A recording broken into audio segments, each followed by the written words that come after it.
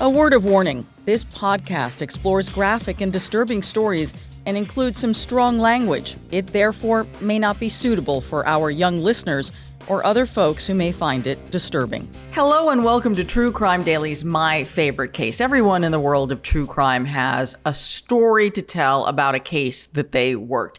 Some of them are high profile, some of these cases you've never heard of, but they're all fascinating in their own way. Well, today's case is really high profile, and it is one that launched Dr. Judy Ho's career in a different direction, which is just fascinating. Dr. Judy Ho is triple board certified as a clinical and forensic neuropsychologist. She's a friend of the show, a regular contributor. Judy, welcome back. Hi, Anna. So good to be here with you to talk about this interesting case. And I love these series that you're doing about my favorite case, where everybody can kind of bring their perspective to something, like you said, sometimes very, very famous, other times really obscure, but always, always interesting. Yeah, and I love the fact that you all, the guests, choose the topic. You all say, this is the case I want to talk about. So it makes it really fun for me because I get to be more of the listener and the viewer and less of the host and interviewer, even though, of course, I'll have some questions for you. So you have chosen the Jodi Arias murder trial that goes back to 2013. I'm just going to give everyone just a little headline, a summary, and then you're going to dive right in. And I found this written on Parade magazine, and I want to read from it because I think it's actually one of the best summaries of the case. If you don't remember it, and if you do, all of this is going to ring like so true to you. Jodi Arias is perhaps one of the most notorious women in contemporary true crime. She smiled in her mugshot. She sang "Oh Holy Night" while in police custody and was convicted of first-degree murder in 2013 in the trial of her former boyfriend, Travis Alexander. Now, the erratic Arias seemingly went from blonde-haired vixen to wispy-banged brunette with glasses overnight. She went from racy to drab, and when she took the stand, she captivated a nation. I mean, everyone was obsessed with this case at the time. So, Judy, how did you get involved and how did this change the trajectory of your career?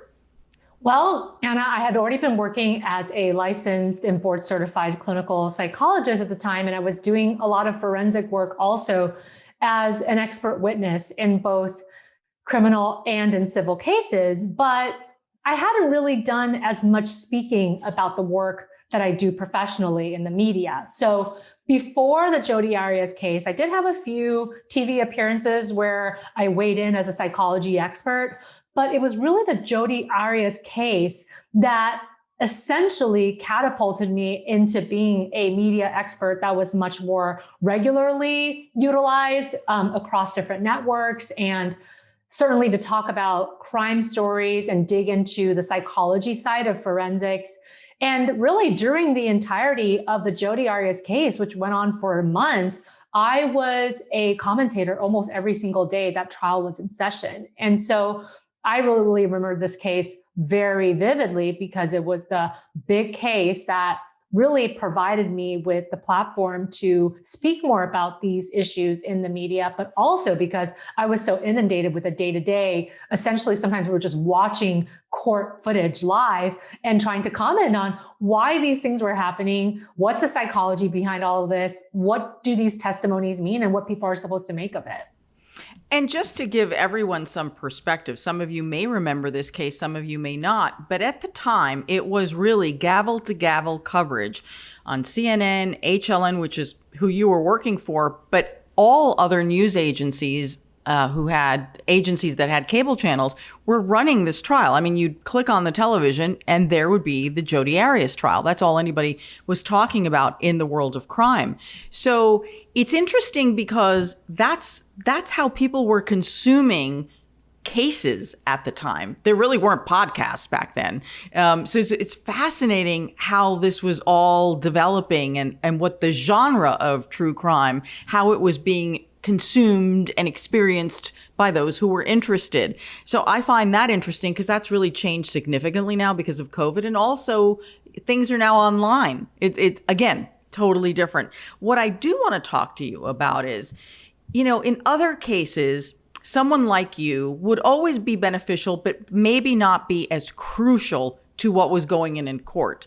But because Jodi Arias was just so bizarre in so many ways, and that we were obsessed with her because of everything that she was doing, changing, and saying, she brought so much attention to her and the trial. She took the stand for something like, what was it, like something like 19 days. And generally, people who are accused of murder do not take the stand. That's not saying that they don't. But in this case, she did. And her demeanor was so fascinating because she would get snippy at times. And it really was like one of those things you'd sit there with like popcorn watching because of that. What was going on with her? What was her deal, Judy?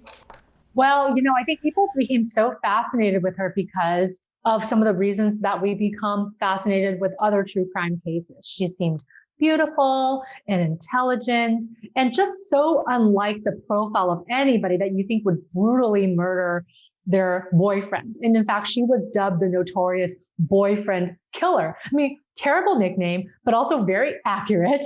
And she became one of the most infamous figures of 21st century true crime culture. In fact, around this time of 2013, true crime was really starting to take the center stage in TV shows. And obviously now you can see it across all media platforms. It's really alive. And she really was a big part of that genesis of the true crime culture. And I think what was so odd about her is that she, one minute would seem extremely sweet and innocent, but then the next minute would get snippy and rude and was clearly manipulative. And I think people were gripped by her testimony, especially, and also the evidence that was available, because her story kept changing.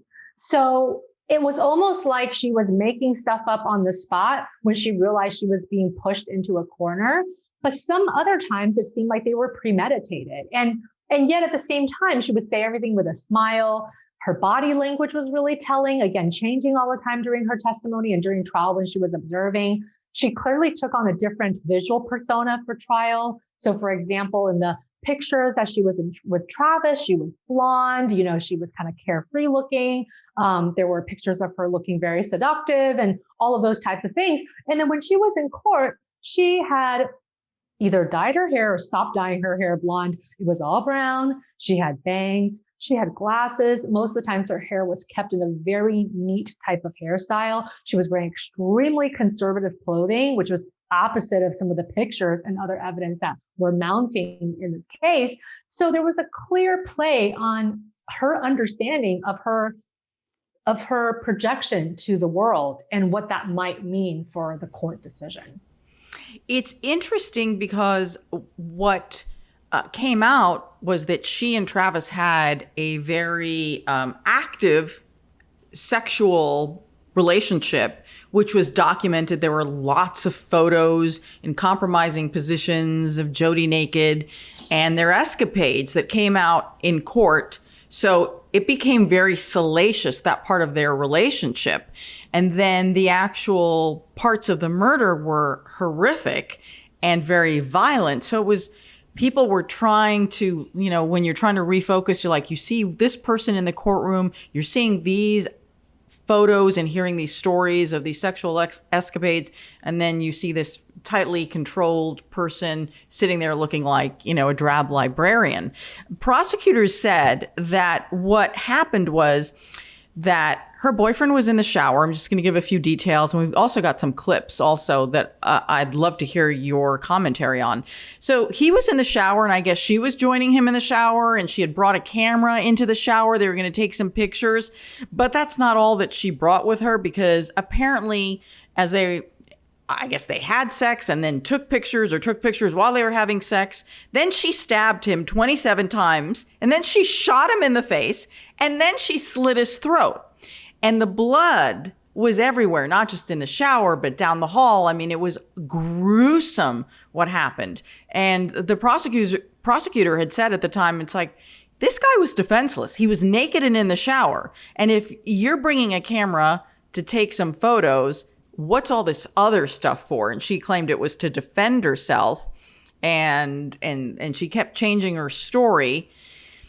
I want to play this clip from Crime Watch Daily so you all, if you're not familiar with the case, can get an idea of what Jodi's like when being interviewed. This is from one of our stories, and it's narrated by correspondent Pat LaLama. In a personal interview with our Phoenix affiliate ABC 15, conducted on the eve of her sentencing, she reveals her last moments with ex-boyfriend Travis Alexander. What were the last words Travis said to you? We were talking about the pictures, no, that one's good. We'll keep that one. We'll delete that one. And he went from that to, I'm gonna kill you over a camera? It wasn't instantaneous. It built within a matter of minutes. And explaining how she composed herself on the stand. I was very nervous. I was emotional, but it's like I have a lot of practice suppressing things. You realize people view that as being cold. Well, they're not in my shoes, and I'm certainly not cold. So Judy, in this clip, very poised. This is a woman who's on trial for murder. That's not even from the actual case. And she talks about how she's accustomed to keeping things under control. I would say she's just controlling. Absolutely. I mean, the motive, they kept going back and forth on what is the motive for Jodi to kill her boyfriend or her ex-boyfriend at the time, because part of what had their relationship fall apart was because Travis Alexander was saying, we're over. This is done. This is essentially a fling. I can't be serious with you. I'm going to pursue other women. And there was a theory that she became so jealous and really had to have him for herself that she essentially struck back once she realized that their relationship was not able to be saved because Travis had made up his mind.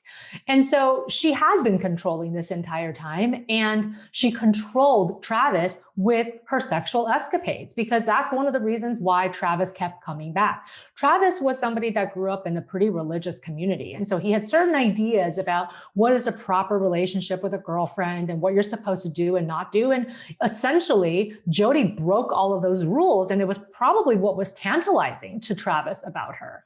And essentially, I think whenever he would try to cut the cord with Jodi, she kept looping him back in with that sexual escapade and that sexual prowess that she had. And he obviously sort of saw her in many ways, in terms of people's testimonies and what kind of unfolded, as a bit of a sex toy. Like, he was never going to be serious with her. This was not the person that he was going to bring home to mom and marry, but the sex was too good. He wasn't going to completely cut her off either, even though she exhibited stalking behaviors and it was escalating as he was trying to cut the cord with her. And so on the one hand, maybe there were some warning signs that Travis probably had saw as they were progressing in their relationship, but Jodi also made herself so available to him that he essentially just kept letting her back into his life. And eventually it cost him his life. But the fact that her story kept changing and that she was always the victim in the story, like, for example, when the police first indicted her, she first claimed that masked home invaders had murdered Travis and that she actually did know about it, but she didn't go to the cops because she was afraid that these masked invaders would then come after her. After that notion fell apart, that was when she reportedly then told detectives that she killed Alexander in self-defense because Travis had been a total domestic abuser this whole time, but she was trying to preserve his reputation. So she didn't really want to say that out loud, but now she kind of has to, because it's really the truth. And she has to stand up for all battered women out there. I mean, obviously no one bought that excuse, but the fact that she kept changing her story like this, and each story was her being in the victim seat as opposed to somebody who was responsible for those behaviors, is in direct contrast to what you said, which is her personality. What kind of came through is that she was this very controlling and calculating person. Getting a mortgage is a necessary part of the home buying process for many, but it doesn't have to be a hassle. Rocket Mortgage gives you the tools you need to understand all your options and buy a home with certainty. Not sure if you're ready to buy yet? Check out their online learning center for tips on where to start. When you are ready and need a lender who will help you understand all your mortgage options, Rocket can. Get started online at rocketmortgage.com/truecrimedaily. Call for cost information and conditions. Equal housing lender, licensed in all 50 states. NMLSconsumeraccess.org, number 3030. Judy, you said that there was something that happened during the trial that really bugged you. It bugged you because of the effect that it could have on true victims of domestic violence. What was that moment? Oh, it was definitely so, to me, it was disgusting because it was towards the end of the trial. And she had, again, taken center stage. As we know, Jodi loves her center stage. She loved telling her story. She was on the stand for days. And towards the end, she said, and this was after she gave that story of Travis being a domestic abuser. And she had made apparently a box of t-shirts with a domestic abuser prevention cause printed across the shirt. And she held it up for everybody to see. And, she was talking to the judge and addressing the jury, and she was kind of gesturing. I mean, she was a very good performer. And she said, okay, everybody, in so many words, I'm paraphrasing, I need to stand up for all people who are victims of domestic abuse. And I hope that with my story and with this platform and this moment, that we can call more attention to this very important cause. And the whole time she was holding up this t-shirt, and it just felt so put on. And I mean, it was very hard for me to not roll my eyes because obviously there was no evidence that Travis had ever abused her. And what really bothered me about that, Anna, is that there are true victims of domestic violence out there, so many, more than we can count. And oftentimes when they come forward, there's already a lot of shame and guilt. They're often not believed. And sometimes these individuals, when they can't get out in time, or if people don't believe them, they have nowhere to go, they have to go back to their abuser. Some of them end up dying. People die from domestic abuse. And I was just thinking about how she was utilizing this cause that's clearly real for so many victims out there. But now she's kind of shedding this black spot over people who actually have been abused, and maybe causing people to question, well, when somebody says that they're being abused, should I believe them? And, it was something that was very upsetting to me because I know that there are so many real victims out there that are already being disbelieved, and that she was maybe contributing to that perception. Judy, do you think that she took the stand because she was so convinced, as so many criminals are, that they are smarter than everyone else? And if they could just have a moment to explain to you, that then you'll understand, and that, of course, she'd get away with it. Do you think that's what was going on? Oh, absolutely. I mean, she had said many times, and there is so much footage of her talking about this, that essentially she said, no jury is going to convict me because I'm innocent. And she actually said, you can mark my words on that. This is what she told Inside Edition on November 8th of that year when the trial was ongoing. And I think that for her, she really believed that with all of the different tactics and having a good defense attorney and having these different versions of her stories. And perhaps she really thought, if I take the stand and have people be, for myself to be endeared to everybody else, that they're going to believe me. I'm a sweet girl and some bad stuff happened to me, but this was not my fault. I did not do anything that deserves prosecution. I really think that she believed that that was going to work in her favor. And throughout the entire trial, and I know that she was probably watching the coverage too, people kept commenting on the fact that she doesn't fit the profile. We talk all the time, and I know, Anna, you're really familiar with this, that female murderers, they generally use murder methods that are, for the lack of a better word, cleaner, less dirty. They use poison. They use things that are a little bit at the distance. They might use an accomplice. Like, they don't generally go to town on the person the way that she did on Travis. I mean, people were saying that his throat was slit from ear to ear. She had stabbed him, as you said, 27 or so times. The scene was extremely bloody, and that is not usually what you see in a female murderer.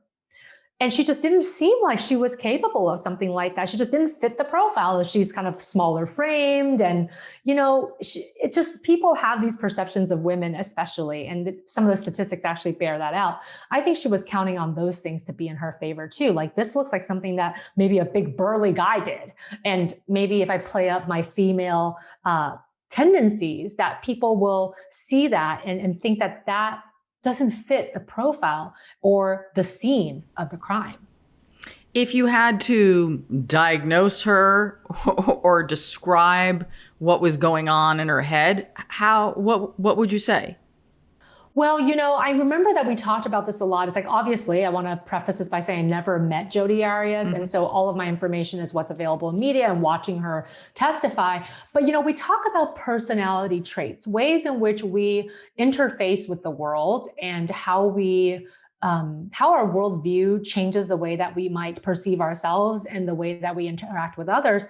And Jodi showed some signs of borderline personality. She showed some signs of extreme anger, especially when she felt like she was being diminished in any way by any person. She seemed like she had very unstable relationships and an unstable sense of self. And she also seemed like she really had very major abandonment issues because, again, we've all been there where, you've been in a relationship and maybe it ended sooner than you wanted it to. And, you cry and you mourn, but she would not let it go. This is completely extreme in terms of her way of dealing with Travis once he made it known that their relationship was over. And sometimes people with borderline personality traits, they have very extreme reactions to being abandoned or perceived abandonment of any sort. Obviously, the majority and almost all borderline personality individuals are not murderers. But this is kind of one taken to the extreme because she also had some other traits that in colloquial terms we call psychopathy, but in the clinical literature we call antisocial personality, where there's a disregard for rules, there's a inherent narcissism, there's sort of I'll do whatever I need to, it's a means to an end sort of thing, and it doesn't really matter who I hurt in the process. And essentially, people were very upset that, again, with this domestic violence accusation of Travis, that even post-mortem, when he couldn't defend himself, she was essentially totally fine with completely disparaging his reputation so that she could get off clean. And his family and other people who knew him were just sickened by that because they're like, this is not a guy who would do that to a woman. Like, maybe he has his faults, but this is going too far. But she doesn't really care. She doesn't care who she hurts in the process as long as she gets a lighter sentence or no sentence at all. Obviously, that did not pan out for her. She's serving a life sentence now. The abandonment issue is very interesting, this sense to be needed, wanted, and to get all the attention. So her attorney, she went through a bunch of attorneys. People really just could not handle representing her. And the last attorney, the one who represented her at trial, actually asked the judge to be removed. He did not want to represent her because she was a handful. And the judge said, sorry, you're stuck with her. So he did the best he could, and he's written a book since. But what I find interesting about what he has talked about since the trial is that he said she was exhausting. He found her emotionally exhausting. He said every trip that he'd have to make to the jail, to prep for trial or anything like that, he said he knew going in it was going to be at least 2.5 hours because she wasn't going to let him go. And then she was fantasizing that he was her boyfriend. He had no interest in her. He didn't like her. He defended her. And so I find that so fascinating that her own attorney was just exhausted. It's just like, you are too much, woman. I can't deal with you. And I thought that was so insightful. I think the other thing that's interesting, I want to play another clip. This is when she's actually on the stand and she's being cross-examined by the prosecutor. And she gets really snippy with him. Mm-hmm. You're making my brain scramble. So how is it that if it just happened, you can't even remember what you just said? I think I'm more focused on your posture and your tone and your anger, so it's hard to process the question. So Judy, this is really incredible. You're on the stand defending yourself against a murder charge, and you're telling the prosecutor that just his posture is bothering you and distracting you, that you can't concentrate on the question because you don't like him and he's making your brains scramble. That really takes a lot of chutzpah. Absolutely. It was really interesting because at this point, the prosecutor Martinez was saying, you don't know what you just said. Didn't that just happen literally a minute ago is basically his insinuation. You can't even remember what you just said. And as you mentioned, she said, I think I'm more focused on your posture, your tone, and your anger. The fact that she can say that so specifically means that she most likely did have the wherewithal and the cognitive ability to recollect what she just said a couple minutes earlier. She was clearly playing games with him. And I think that this is part of what, one of these shocking moments of the Jodi Arias case is that while her life is on the line, she was still essentially, in many ways, playing these games. And I think people wised up to it. So what was interesting is, as I mentioned, I work as an expert witness. So sometimes I'm being retained by the prosecution or the defense, or in civil cases, either the plaintiff or the defense. And generally, of course, I'm trying to do my job as impartially as possible. But clearly the attorneys that hired you is hoping that you'll say something that they can use in the case for their benefit, for their side, right? And so they did have multiple experts. They did hire multiple experts for the defense that alleged that Jodi had suffered from numerous mental and emotional afflictions, but one of the ones that they said that she suffered from was post-traumatic stress disorder. And again, this links up to her whole claim that she had PTSD from being with Travis, that he was just this horrible person. But then none of the information really bore that out. So even though these experts that they hired were saying that this happened, as she was trying to recount things that happened in Travis's relationship with her, nothing really made sense. And her story didn't make sense. And yet I felt like she was kind of playing that up when she was in this moment with Prosecutor Martinez, because it is well known in the literature that when individuals truly suffer from PTSD, that they sometimes have memory difficulties. Sometimes the memory difficulties have to do with the actual trauma, though, and not so much about, do you remember what you just ate 5 minutes ago? Like, that's not really the kind of memory disturbance people have from PTSD. And so she may not have known exactly what she was going to play up, but she was trying to do it. And I don't think it passed, obviously. And how do you think the jury handled all of this and took it? And obviously they found her guilty, but I always find, I love being in the courtroom and watching the jurors when, depending on who's on the stand, because I'm like, ooh, that one, oh, she picked up on that. Oh, he didn't like that. I mean, that's for me always the most fascinating thing to watch. How do you think this all went over with the jury? Well, I think that generally the jury in the beginning probably were trying to do their best at staying neutral, but towards the end, I think, especially in the post-mortem dissection of how it all went, many jurors said that there were a number of things that damaged her her credibility as the trial wore on.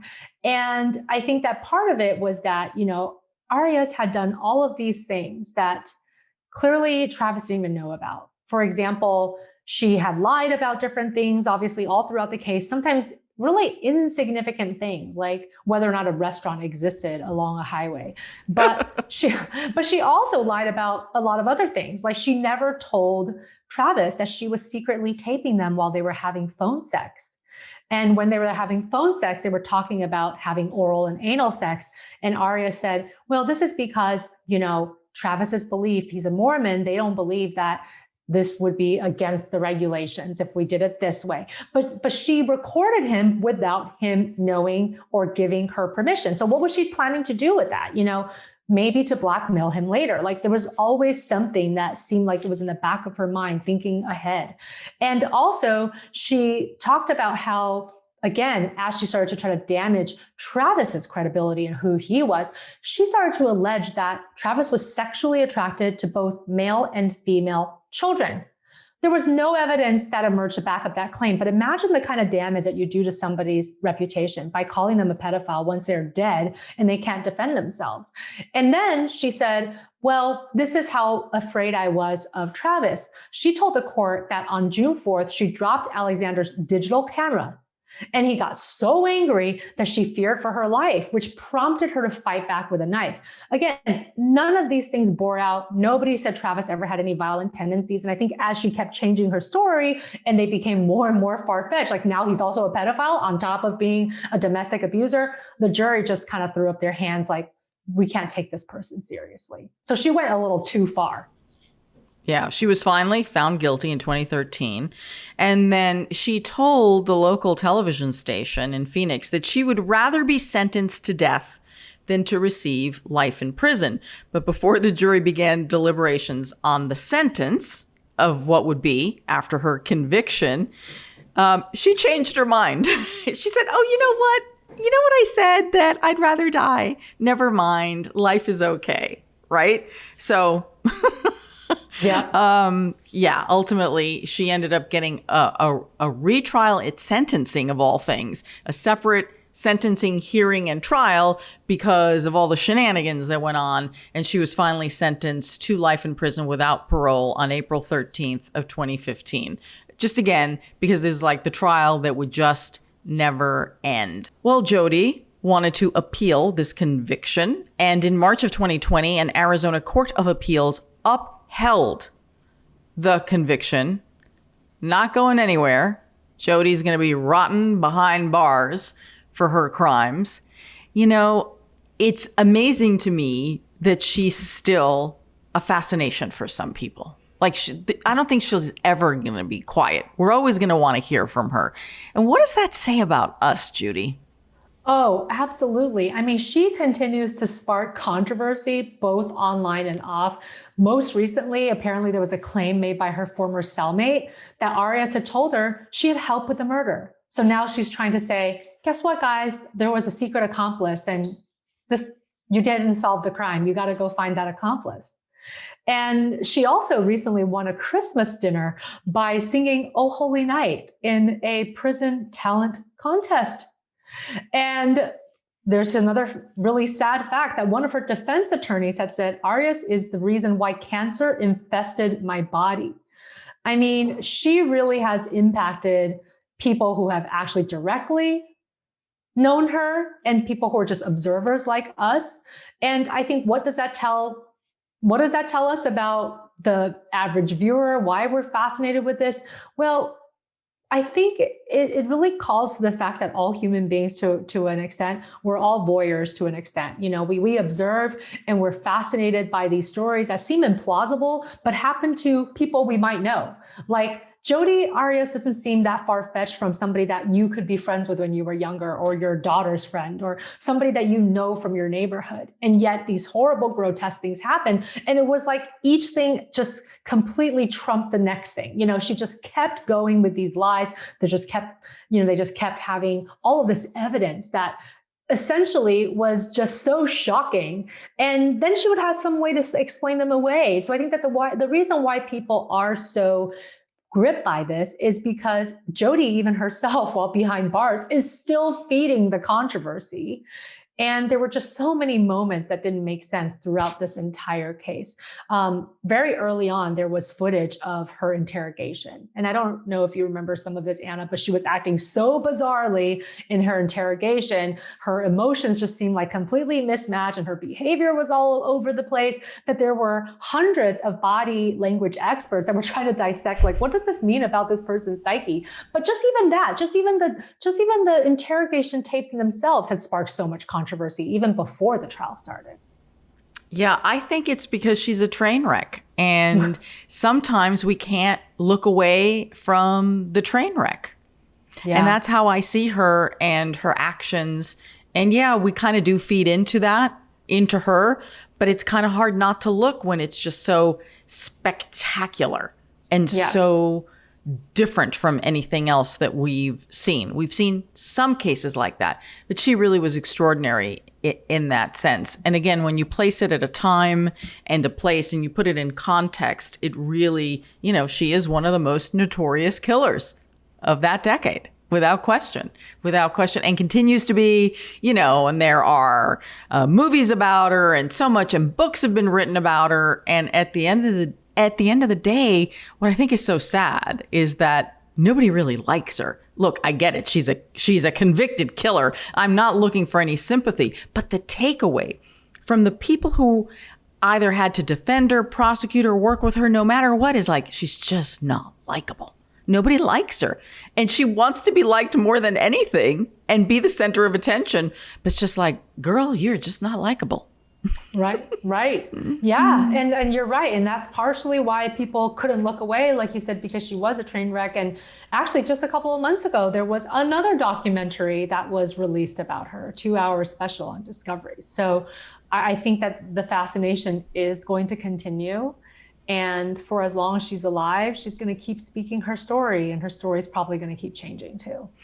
Well, I do love this turn of events that this random woman who obviously you didn't know ends up changing the trajectory of what you do and how you do it and made you do it in a more public manner, which is how we know you. And then I look at the totality of what you do. And I always say this, that how much I love your Instagram, because it's always so inspiring. You always have tips and guidelines, and I try to follow some of them. And sometimes I can't carry them through, but and I love that because it all kind of sparked from something very negative like that case, but it just moved your career into a different path. You still do all of your private work, obviously.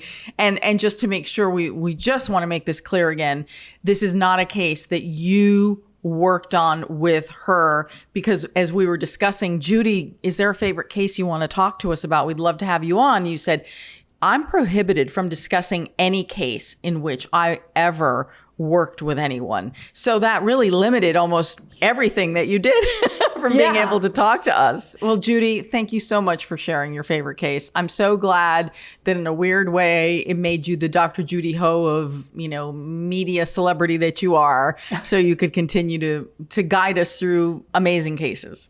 Oh, thank you, Ana. And it was really interesting to walk down memory lane on this case. And as you mentioned, it's not totally over. Maybe you'll end up having to feature a new update on Jodi Arias on your show sometime, because there will be new revelation that we all have to go and discover. So a new and false revelation, I'm sure, in this case. Exactly. It's been a pleasure. For anybody who wants to follow you, Judy, where can they find you? Well, they can find me at Dr. Judy Ho, DrJudyHo on Instagram, or my website, drjudyho.com. And Ana, thank you for being such a supporter of my Instagram. I love that we follow each other and can keep up with what we're up to. Yeah, when we don't get a chance. Actually, I haven't seen you in person in more than a year. I know. It's so crazy. I can't wait until we see each other in person again. Me too. And you can find me at Ana G News, Ana with one N. Thank you, Judy. Thank you, everyone. You can, of course, catch our other episodes of My Favorite Case wherever you get your podcasts, and, of course, on our YouTube channel. I'm Ana Garcia. Thanks for joining us.